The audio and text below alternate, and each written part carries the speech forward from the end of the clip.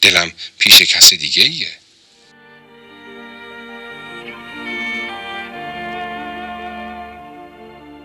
و اونقدر پنهونی پیگیر این قضیه شدم تا فهمیدم که رشید خاطر یه دختر دیگه رو میخواد که بی حجاب بود و به قول دایی بی بند و بار. دنیا روی سرم خراب شد، اما امیدم رو از دست ندادم، چون میدونستم رشید نمیتونه روی حرف دایی حرف بزنه. نمیدونم اون زمان چطور فکر میکردم. شاید به خیال این بودم که وقتی زنش شدم همه چیز تموم میشه و میتونم دلشو به دست بیارم. و اصلا دلم نمیخواست به چیز دیگه ای فکر کنم. اما میشنیدم که دعواهای دایی با رشید باعث شده اون مدام قهر کنه و چند روز توی خونه پیداش نشه. ولی دایی و زندایی نمیذاشتن این حرف از 4 دیوار خونهشون بیرون بره. و اگر اینطور میشد، برای من که یک دختر نشون کرده بودم خیلی سرشکستگی داشت. برای همین خودمم حرفی به کسی نزدم و میترسیدم رشید رو از دست بدم. یعنی غیر قابل قبول بود که بتونم زن کس دیگه ای بشم غیر از اون. پای آبرو و حیثیت خانوادم هم در میان بود. دست به دعا شدم، اونقدر که اون روزا کاری جز دعا کردن نداشتم. از صبح تا شب نمازهای مستحبی میخوندم و گریه میکردم. یک پام شاه چراغ بود و یک پام حافظیه و این تقریباً 6 ماه طول کشید. و در این فاصله خواهر کوچکتر من هم ازدواج کرد و رفت مرو دشت. حس بدی رو تجربه می کردم. با اینکه همه از زیبایی و قد و بالای من تعریف می کردن، رشید منو نمی خواست و این شکست بزرگی برای من بود. گیج و سردرگم شده بودم و نمی تونستم حرفی بزنم. تا اینکه یه روز مادرم با خوشحالی خبر داد که کاکام میخواد فردا بیاد خواستگاری مهتاج. مبارک انشالله، دیگه خدا رو شکر مهتاج هم میره به خونه بخت. خواهر بزرگم گفت بالاخره بعد از چند سال آخه یکی نیست به دایی بگه چرا دختر ما رو نشون کردین و این همه طولش دادین. و با شنیدن این خبر قلبم به یک بار ایستاد و چند لحظه نمیتونستم نفس بکشم. فوراً وضو گرفتم و نماز شکر به جا آوردم. در حالی که فکر می‌کردم خدا حاجتم رو داده و دل رشید با من نرم شده، خوشحال بودم که دیگه داشتم به آرزو میرسیدم.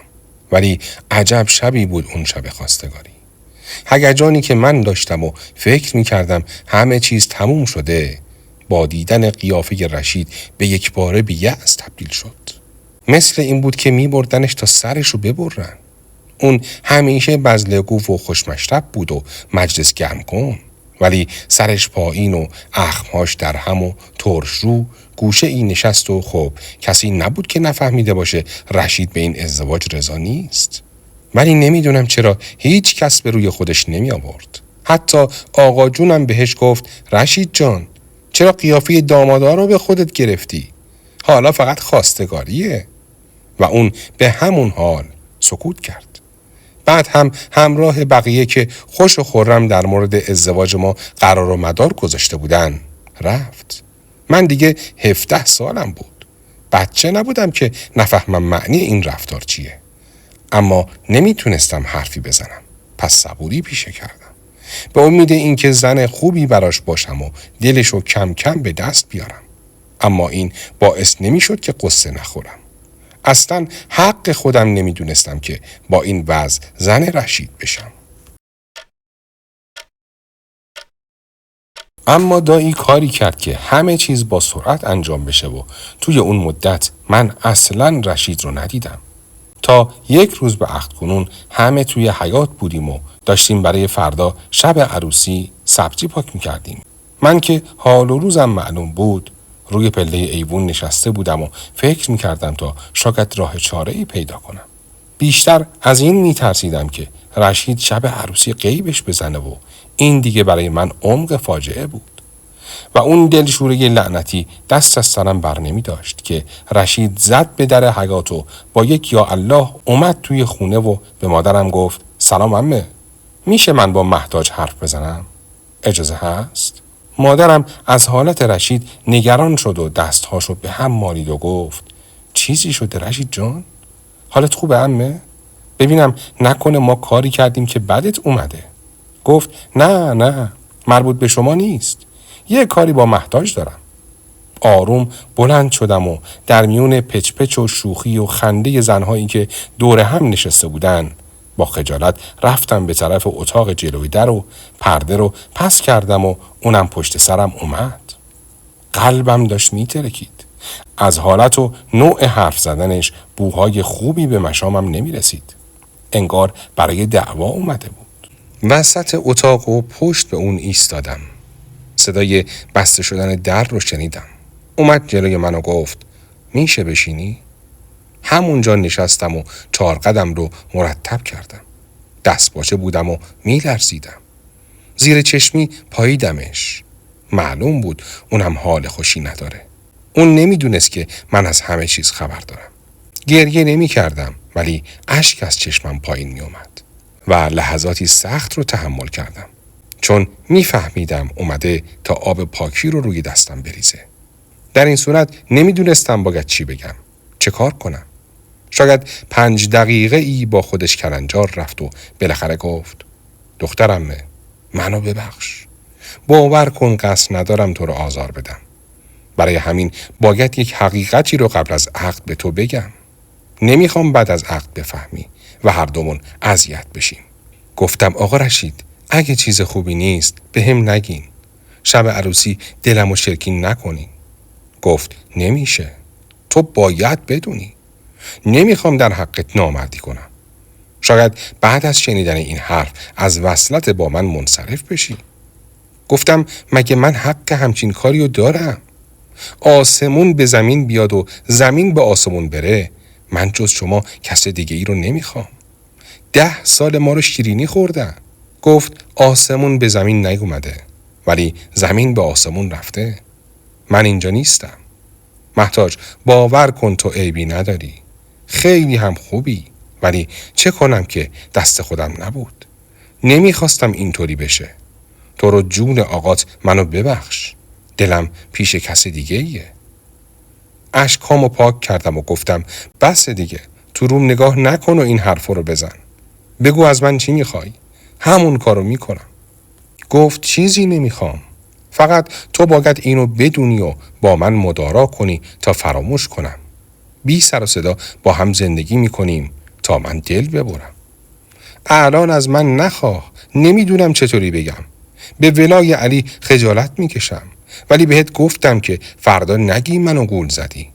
گله نکنی چرا زن و شوهر واقعی نیستیم. همینطور که من مثل بارون اشک میریختم گفتم اگر مدارا کردم و فراموش نکردی چی؟ من نمیتونم. خودت برو به آقا جونم بگو این عروسی رو به هم بزنه. نمیخوام زن تو بشم که دلت جای دیگه است. اگر من بگم دایی تو رو میکشه. گفت قبلا گفتم. اون میدونه. برای همین از تو کمک میخوام. حالا که قراره من و تو زن و شوهر بشیم بیا از همین اول به هم کمک کنیم. من اون دختر رو دیگه نمیبینم. میخوام فراموشش کنم ولی ازت فرصت میخوام. گفتم نمیفهمم اصلا چرا به من گفتی؟ چه فرصتی؟ یعنی من که با 1000 امید و آرزو شوهر کردم انگار نه انگارش کنم؟ این چه ظلمیه در حق من روا میکنی؟ مرد و مردونه وایستا پای حرفت منم بهت کمک میکنم ولی نذار بدبخت بشم. گفت به خدا اگر بهت نمیگفتم در حقت ظلم کرده بودم. چی کار کنم؟ دست خودم نیست و الانم که اینجام به خاطر قید و بندهایی که به دست و پای من و تو پیچیدن. وگرنه چرا 2 نفر که به هم علاقه ندارن باید برن زیر سقف؟ گفتم شما نداری من که دارم. برای همین راحتت میذارم که بری دنبال کسی که دوستش داری. گفت ای واگ من، اینم از بدبختی منه. کاش نداشتی و مخالفت میکردی. در این صورت مشکلی پیش نمی اومد. گفتم حالا هم میرم میگم شرط گذاشتی و من قبول نکردم. بذار آبرومون بره. بذار من انگشت نمای مردم بشم ولی این وسط درست نیست. نمیخوام اینطوری شوهر کنم. انگار همینو میخواست. گفت خیلی ازت ممنونم. تو خیلی خیلی خانومی. این خوبی تو رو هرگز فراموش نمی کنم. با سرعت از جام بلند شدم و دویدم توی اتاق عقبی و خودم رو انداختم روی صندوق و های های گریه کردم. خدایا من چقدر بدبختم. همه دخترها شوهر میکنن و من اینطور تحقیر میشم. گویا من که از اتاق اومده بودم بیرون، رشید هم با عجله و بدون خداحافظی از خونه زده بود بیرون و مادرم و خواهرم اومدن ببینن که چه اتفاقی افتاده. با گریه گفتم من نمیخوام زن رشید بشم. زود باشین، عروسی رو به هم بزنین. مادرم گفت تو غلط میکنی؟ مگه بچه بازیه؟ حرف بزن ببینم رشید به چی گفت؟ چرا رگ تو عوض شد؟ اینطوری میخوای شوهرداری کنی؟ با یه باد خم بشی؟ پاشو خودتو جمع جور کن، بگو به چی گفته؟ بمیری و بمونی این وسط سر میگیره. آبرو که خریدنی نیست بعدم بریم بخریم. با حرص و بغض گفتم کس دیگه ای رو دوست داره، منو نمیخواد. بازم بگین باید زنش بشم؟ در یک چشم برهم زدن مادرم چادر به سر انداخت و خودش رو رسون به خونه دایی. قیامتی برپا شد و همه از ماجرا با خبر شدن و نتیجهش این بود که همون شب رشید اومد برای عذرخواهی و خیلی حرف زد.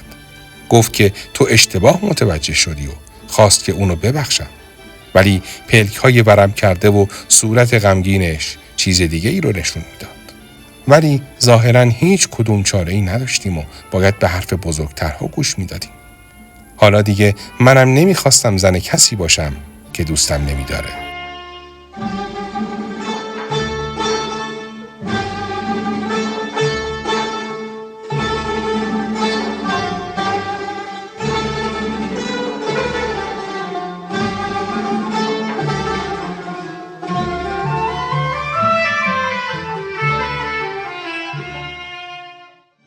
فکر نمی کنم دنیا عروس و دامادی به غمگینی ما دیده باشه.